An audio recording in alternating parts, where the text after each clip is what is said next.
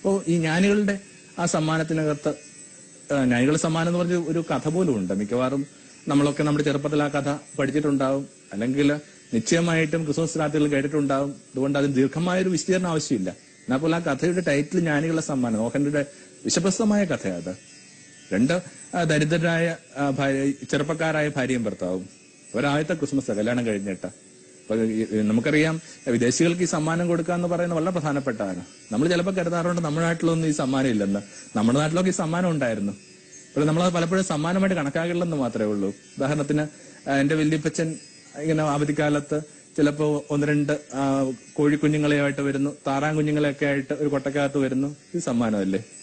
നമുക്ക് പ്രിയപ്പെട്ടവർക്ക് വേണ്ടി നമ്മൾ കൊണ്ടുകൊടുക്കുന്ന ഈ ധാന്യവിളകളൊക്കെ സമ്മാനമല്ലേ? അപ്പൊ സമ്മാനങ്ങൾ എല്ലാ നാട്ടിലും ഉണ്ടായിരുന്നു. പക്ഷെ വിദേശീയർക്ക് കൃത്യമായൊരു മോഡുണ്ട്. വിശേഷിച്ച് ഒരു കാര്യം കൂടി ശ്രദ്ധിച്ചാൽ നല്ലതായിരിക്കും. വിദേശങ്ങളിലൊക്കെ അവർ സമ്മാനം കൊടുക്കുന്ന ക്രിസ്മസ് ദിനത്തിലല്ലേ. എപ്പിഫനി എന്ന് പറയുന്ന ക്രിസ്മസിന് ശേഷമുള്ളൊരു പ്രധാനപ്പെട്ട ദിനം. ആ പ്രധാനപ്പെട്ട ദിനം എന്ന് പറയുന്നത് ജ്ഞാനികളുടെ വരവിനെ കൊമറേറ്റ് ചെയ്യാൻ വേണ്ടിയുള്ള ആ ദിവസമാണ് അവർ സമ്മാനങ്ങൾ കൈമാറുക. എന്തോ ആവട്ടെ, ആ കഥയിലേക്ക് തന്നെ നമുക്ക് വരാം. ഈ ഒരു അവൾ എന്തുമാത്രം വിചാരിച്ചില്ല ആൾക്കൊണ്ട് സമ്മാനം കണ്ടെത്താനുള്ള പണമില്ല അവളുടെ അടുക്കല്. പിന്നെ അവൾക്ക് ആകപ്പാട് ചെയ്യാവുന്ന ഒരൊറ്റ കാര്യം, അവൾക്ക് ഇങ്ങനെ നീണ്ട മുടിയിഴകളുണ്ട്. ഭയങ്കര അവളുടെ ചന്തവുമായിട്ട് ബന്ധപ്പെട്ട ഒന്നാണത്. ജിമെന്ന് അവന്റെ പുരുഷന്റെ പേര്, ഡെല്ലാൻ ഇവളുടെ പേരും. ഈ മുടിയിഴകള് ജിമ്മിന് ഏറ്റവും ഭയങ്കര ഇഷ്ടമുള്ള കാര്യമാണ്. പക്ഷെ ഇപ്പൊ അവള് കടുങ്കൈ ചെയ്യാൻ പോവുകയാണ്. എന്താണത്? ജിമ്മിന് ഇങ്ങനെ പരമ്പരാഗതമായിട്ട് കിട്ടിയ വളരെ ഒരു എൻഷ്യന്റ് എന്ന് വിശേഷിപ്പിക്കപ്പെടാവുന്ന ഒരു വാച്ചുണ്ട്. പക്ഷെ അത് കെട്ടാൻ പറ്റുന്നില്ല. കാരണം അത്രയും പ്രധാനപ്പെട്ട ഈ വാച്ചിന് കെട്ടാൻ പറ്റുന്ന ഒരു സ്ട്രാപ്പ് എന്ന് പറയുന്നത്, ചെയിൻ എന്ന് പറയുന്ന സംഭവം വാങ്ങാനായിട്ട് ഇയാളെ വെച്ചും കാശില്ല. ഇവള് വിചാരിക്കുന്നു ഈ ക്രിസ്മസിന് ഇയാൾക്ക് വേണ്ടി ഞാനൊരു വാച്ചിന് വേണ്ടി ചെയിൻ കണ്ടെത്തും.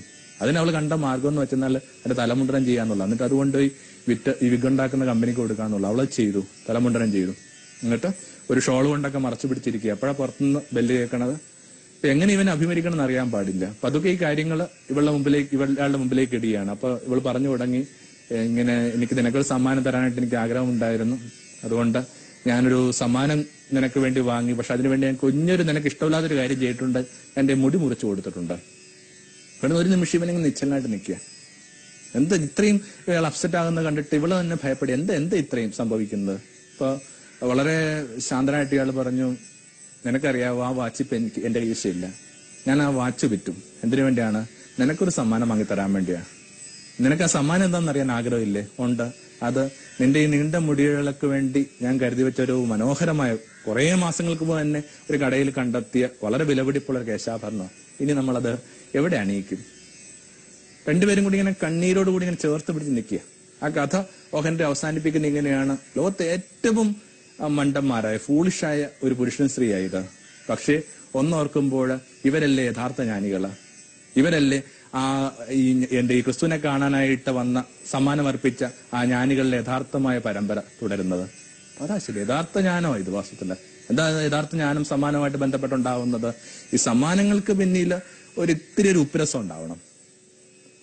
അത് കണ്ണീരിന്റെ പരലായിരിക്കാം, അല്ലെങ്കിൽ വിയർപ്പിന്റെ ഉപ്പുരസമായിരിക്കാം. എന്തെങ്കിലും ഒരാൾ ഇത്തിരി സഹിച്ചതിന്റെ ഒരു അടയാളം, എന്തോ ചില കാര്യങ്ങൾ വേണ്ടെന്ന് വെച്ചതിന്റെ അടയാളം ഉള്ളപ്പോഴാണ് ഈ സമ്മാനങ്ങൾ പ്രശസ്താവുക. ഞാൻ ഓർക്കുന്നു, ഞങ്ങളുടെ ഒരു മകൾ അന്നെന്നാ അവളുടെ പേര്. 2 വയസ്സുള്ളപ്പോൾ അവൾക്ക് ഏറ്റവും ഇഷ്ടപ്പെട്ട ഒരു കളിപ്പാട്ടം എന്ന് പറയുന്നത് സാന്താക്ലോസിന്റെ ഒരു കളിപ്പാട്ടോ. ഇത് അവളിങ്ങനെ ചങ്കോടി ചേർത്ത് കൊണ്ട് നടന്നിരുന്നതാണ്. കാരണം അവൾക്ക് വളരെ പ്രിയപ്പെട്ട ഒരാൾ കൊടുത്ത. എന്നിട്ടും 2 വയസ്സിൽ താഴെയുള്ള കുട്ടി തന്റെ എന്ത് ചെയ്യുന്നുണ്ട്, വളരെ പ്രിയപ്പെട്ട ഒരു വ്യക്തിക്ക് ഈ സമ്മാനം എടുത്തു കൊടുക്കുക 2-ാം വയസ്സിലാണ്. നമുക്ക് ചിലപ്പോൾ സങ്കല്പിക്കാൻ പോലും പറ്റത്തില്ല. കുട്ടികള് ആ കളിപ്പാട്ടം കൈമാറി നിങ്ങൾ എവിടെയെങ്കിലും കേട്ടിട്ടുണ്ടോ? അപ്പൊ ഇവൾ ഈ സമ്മാനം തീർത്ഥങ്ങളിൽ തിരുനോട്ടെ എന്ന് പറഞ്ഞ് കൊടുക്കുമ്പോഴേക്കും ഓർമ്മിക്കണം, ഈ സമ്മാനത്തിന് പിന്നിൽ അവളുടെ ചെറിയ ഹൃദയത്തിന്റെ സങ്കടത്തിന്റെ പരലുകളൊന്നും വീണിട്ടുണ്ടാവും.